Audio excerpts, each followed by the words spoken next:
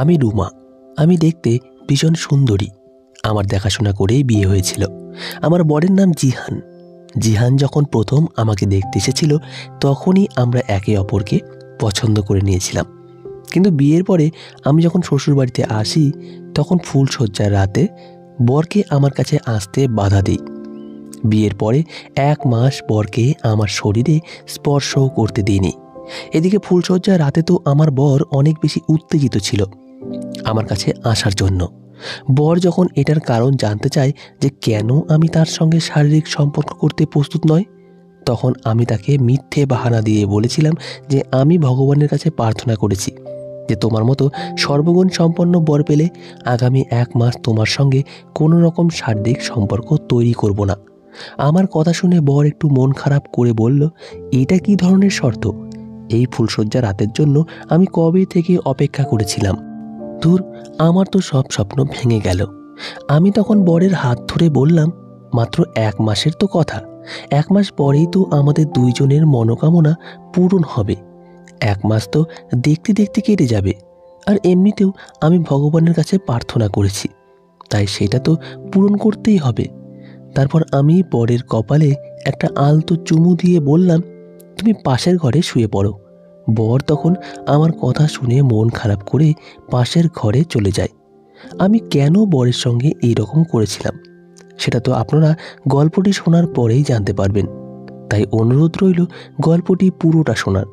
গল্পটি শোনার পরে আপনারা আমাকে নিচে কমেন্ট করে বলবেন যে আমি ভুল ছিলাম না ঠিক। আমি দেখতে ভীষণ সুন্দরী ছিলাম, কিন্তু আমার শরীর স্বাস্থ্য ভীষণ পাতলা ছিল। কিন্তু জিহান শুধুমাত্র আমার সৌন্দর্য দেখে আমাকে বিয়ে করতে রাজি হয়েছিল।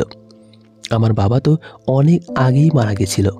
আমার মা অনেক কষ্টে এই সম্পর্কটা আমার জন্য খুঁজেছিল। জিহান তার বাবা মায়ের একমাত্র সন্তান। আমার মা আমার ব্যাপারে সব কিছু জানতো যে কী কারণে আমি ফুলশয্যার রাতে বরকে নিজের কাছে আসতে দিইনি। শুধু তাই নয়, মা আমাকে বাধা দিয়েছিল ফুলশয্যার রাতে বরের কাছে যেতে। আমি বরের সঙ্গে কোনো রকম শারীরিক সম্পর্ক না করলেও বাকি সমস্ত দায় দায়িত্ব পালন করতাম, যেটা একজন স্ত্রীর করা উচিত। আমি শ্বশুর শাশুড়ির খুব খেয়াল রাখতাম, ঘরের সমস্ত কাজকর্ম করতাম। এদিকে বর আমাকে যখনই দেখত তখনই আমার কাছে আসার জন্য উত্তেজিত হয়ে উঠত, আর আমি তাকে বাধা দিতাম নিজের কাছে আসতে। এমনকি আমার বিয়ের কিছুদিন পরেই বর যখন তার প্রিয় বন্ধুকে আমাদের ব্যাপারে সব কিছু বলে, তখন আমার বরের প্রিয় বন্ধু বরকে বলেছিল, তোর বউয়ের নিশ্চয়ই প্রেমিক আছে, যার জন্য সে তোকে নিজের কাছে আসতে দিচ্ছে না, এবং তোর বউ মিথ্যে বাহানা করছে। তোর বউ যখন শুয়ে পড়বে তখন তার মোবাইলটা চেক করে দেখবি। এদিকে বিয়ের আগে সত্যিই আমার একজনের সঙ্গে ভালোবাসার সম্পর্ক ছিল, কিন্তু সেই ছেলেটা নেশা পেশা করতো বলে আমার মা তার সঙ্গে আমার বিয়ে দেয়নি।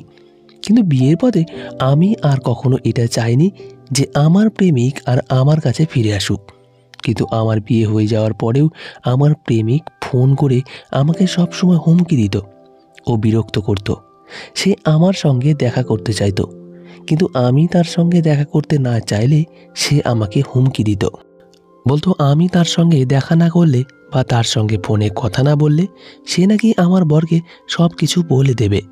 এমনকি সে যখন একদিন হঠাৎ করে আমার শ্বশুরবাড়িতে এসে উপস্থিত হয়েছিল এবং শাশুড়িমা যখন পরিচয় জানতে চেয়েছিলেন, তখন আমি খুড়তুতো ভাই বলে মিথ্যে পরিচয় দিয়েছিলাম।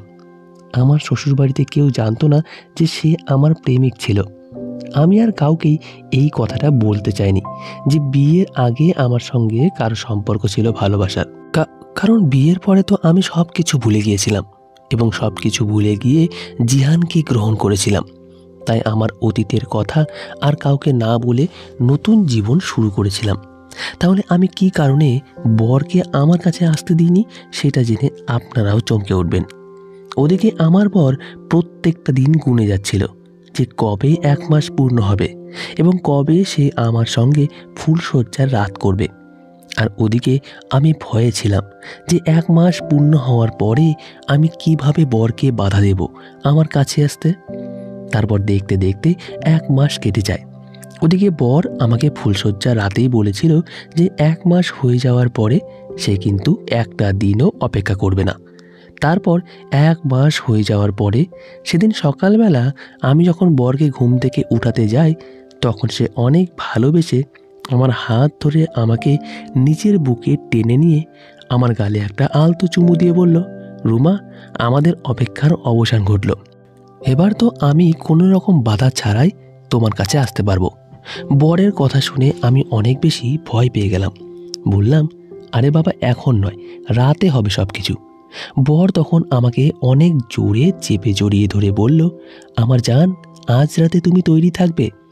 আমি তখন মনের মধ্যে ভয় নিয়ে মুখে মিথ্যে হাসি দেখিয়ে মাথা নাড়িয়ে বরকে হ্যাঁ বললাম। ফুলশয্যা রাতের জন্য তো প্রত্যেকটা মেয়ে কত স্বপ্ন দেখে, কিন্তু আমার মনের মধ্যে কেন ভয় ছিল ফুলশয্যা রাত নিয়ে?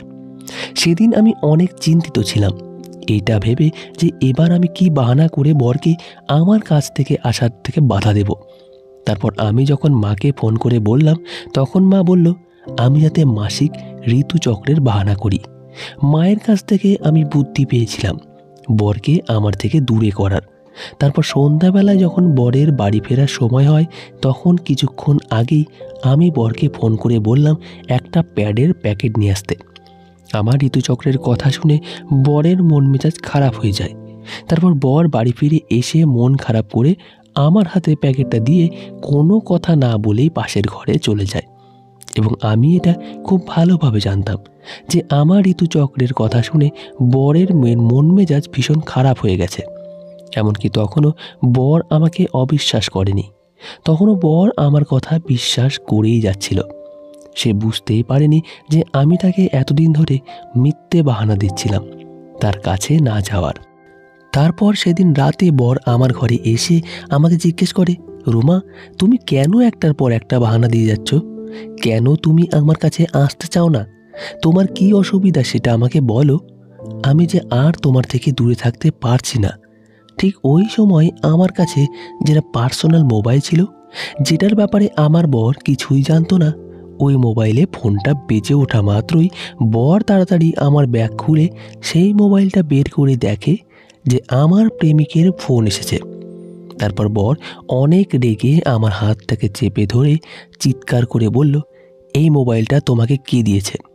সব কিছু সত্যি করে বলো। এবার আমি বুঝতে পারছি যে তুমি কেন আমার থেকে দূরে পালাও, কেন তুমি আমার সঙ্গে শারীরিক সম্পর্ক করতে অনিচ্ছুক। তুমি আমাকে এতদিন ধরে ঠকিয়েছ। আমার বন্ধু ঠিকই বলেছিল যে তোমার নিশ্চয়ই কারোর সঙ্গে সম্পর্ক আছে, যার জন্য তুমি এতদিন ধরে আমার সঙ্গে সম্পর্ক করনি। আমি তখন বরকে বললাম, তুমি একটু শান্ত হও, আমি তোমাকে সব কিছু সত্যি কথা বলছি। বিয়ের আগে আমার এই ছেলেটার সঙ্গে ভালোবাসার সম্পর্ক ছিল, কিন্তু এখন আমি তাকে পরিষ্কারভাবে বারণ করে দিয়েছি যাতে সে আমাকে বিরক্ত না করে। আমি আমার বিবাহিত জীবনে অনেক সুখে আছি, কিন্তু সে আমাকে হুমকি দিয়েছে যে আমি যদি তার সঙ্গে যোগাযোগ না রাখি তাহলে সে তোমাকে প্রাণে মেরে ফেলবে। আর এই ভয়ে আমি তার সঙ্গে বাধ্যতামূলক ফোনে কথা বলি। ঠিক তখনই আমার প্রেমিকের ফোন আসে এবং বর ফোনটা রিসিভ করে। ফোন রিসিভ করতেই আমার প্রেমিক বলল, রুমা, কাল যদি তুমি আমার সঙ্গে দেখা করতে না আসো তাহলে তুমি জানো যে আমি তোমার বরকে শেষ করে দেব। প্রেমিকের কথা শুনে আমার বর চিৎকার করে বলল, তোর এত বড় আসপর্দা, আমার বউকে হুমকি দিচ্ছিস? এরপরে যদি ফোন করিস তাহলে পুলিশকে বলে তোকে জেলে ভরে দেব। রুমা আমার বউ, তাই আজকের পর থেকে ওকে আর ফোন করবি না, না হলে আমি তোর কি অবস্থা করব সেটা তুই কল্পনাও করতে পারবি না। তারপর বর আমার কথায় বিশ্বাস করে। এদিকে ঋতুচক্রের নাম করে আমি 3 দিন কাটিয়ে দিয়েছিলাম, কিন্তু সেদিন যখন আমার বর আলমারি খুলে তার কিছু জিনিস বের করে, তখন তার হাতে আমার প্যাডের প্যাকেটটা পড়ে, যেটা বর এনে দিয়েছিল। এবং সেই প্যাডের প্যাকেটটা দেখে বর বুঝতে পারে যে আমি তো সেটা থেকে একটাও প্যাড ব্যবহার করিনি। তখন বর বুঝতে পেরে যায় যে আমি তাকে মিথ্যে কথা বলেছি, যে আমার ঋতুচক্র হয়েছে। তারপর বর আমার উপর সন্দেহ করতে শুরু করে এবং সে বুঝে যায় যে আমি তার থেকে কিছু একটা লুকোচ্ছি।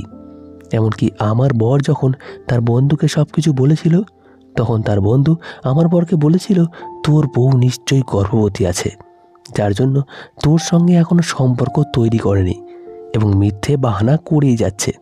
তাই তোর বউয়ের একবার চেক আপ করে নেওয়া উচিত, তাহলে সব সন্দেহ দূর হয়ে যাবে।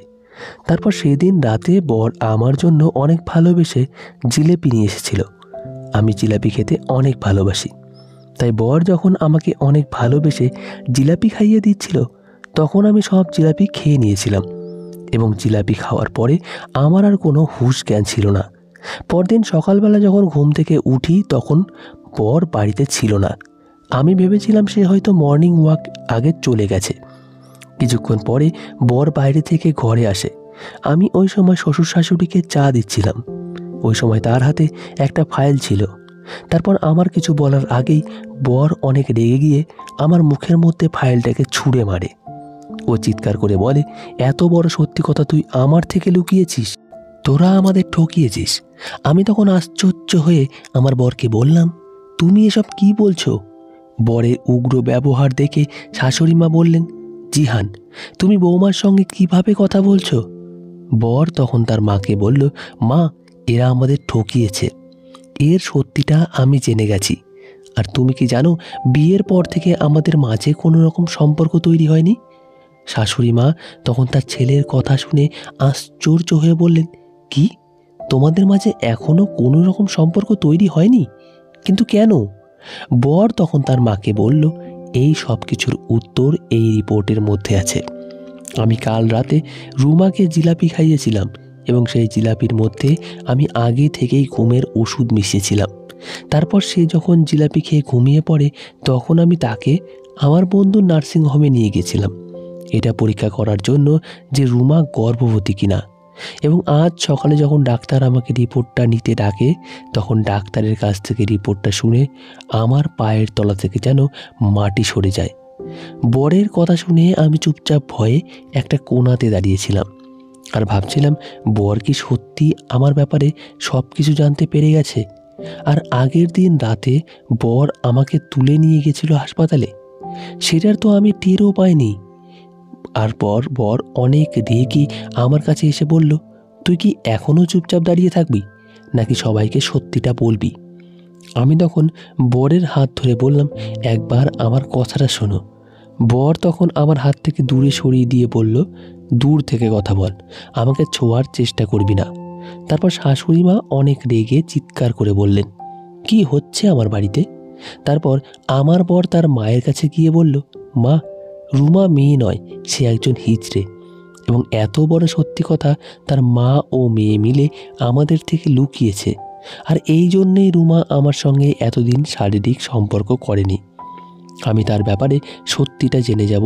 তাই শাশুড়ি মা তখন আমার গালে একটা থাপ্পড় মেরে বললেন, তোমরা মা ও মেয়ে মিলে আমাদের ঠকিয়েছ, তাই তোমাদের শাস্তি তো পেতেই হবে। ওই সময় আমি ভয়ে থরথর করে কাঁপছিলাম। আমি যেই ভয়টা করেছিলাম সেটাই আমার সঙ্গে হয়েছিল। ওই মুহূর্তে আমি কিছুই বুঝতে পারছিলাম না। তারপর আমি তাড়াতাড়ি শাশুড়ি মায়ের পা ধরে বললাম, মা, আমাকে ক্ষমা করে দিন। তখন আমার বর রেগে আমার দিকে আঙ্গুল তুলে বলল, তোর মাকে ফোন করে এখানে ডাক। আমার কাছে তখন আর কোনো উপায় ছিল না আমার মাকে ফোন করে সব কিছু সত্যি কথা বলা ছাড়া। মাকে যখন ফোন করে সব কিছু সত্যি কথা বলে দেই তার কিছুক্ষণ পরেই আমার মা শ্বশুরবাড়িতে এসে হাজির হয়। মাকে দেখে আমার মনে একটু সাহস জোটে। তখন বরের পা ধরে ক্ষমা চেয়ে বললাম, দয়া করে আমাকে তোমার জীবন থেকে বের করে দিও না।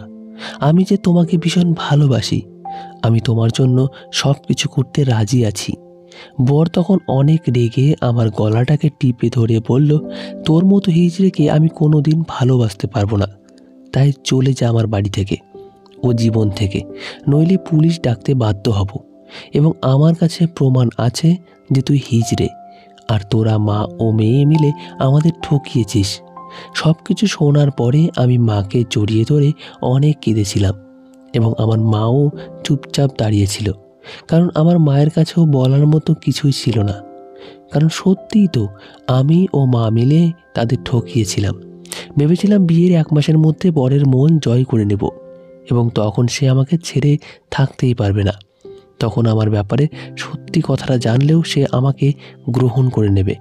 কিন্তু আমরা ভুল ছিলাম, আমাদের ধারণা ভুল ছিল। তারপর বর আমাকে ও মাকে ঘাড় ধাক্কা দিয়ে বাড়ি থেকে বের করে দেয়।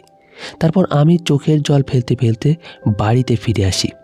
আমি যে হিজড়ে সেটা আমি বড় হওয়ার পরে জানতে পেরেছিলাম, এবং আমি হিজড়ে বলে আমার মা কোনোদিন আমাকে একা ছাড়েনি বা কোনো কটু কথা বলেনি।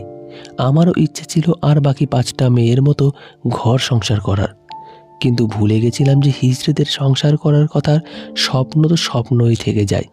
মিথ্যে কথা বলে জিহানের সঙ্গে বিয়ে করে আমি অন্যায় করেছিলাম, সেটা পরে বুঝতে পেরেছিলাম। তারপর জিহান আমাকে ডিভোর্স দিয়েছিল। সে চাইলেই কিন্তু পুলিশকে ফোন করে কেস করে দিতে পারত, কিন্তু পুলিশ কেস করেনি।